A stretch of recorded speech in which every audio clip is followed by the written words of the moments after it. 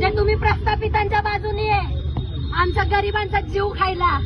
आता एखाद्या झोपडपट्टीत काही गुन्हा दाखला असता तर 10 जणांना अरेस्ट करून आणलं असतं. ही तुमची हिंमत आहे. आणि जे लोक पैशाने बलाढ्य आहेत त्यांच्या बाजूने तुम्ही उभे आहेत. ही लढाई कधी तुमची माझी नव्हतीच.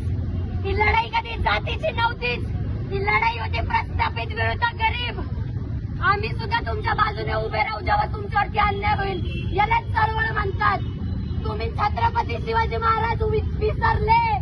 ते लढले नसते तर तुमच्या अंगावरती वर्द्या आल्या नसत्या. त्या बायांना इज्जत भेटली नसती. तुम्ही विसरले आणि तुम्ही विकले गेले. तुम्ही नामदेव ढसाळ कधी वाचलेच नाही आणि तुम्ही बाबासाहेब सुद्धा कधी वाचले नाही. तू आहे तुमच्यावर, तू आहे तुमच्यावर, वर्धनवर तुमच्या विकले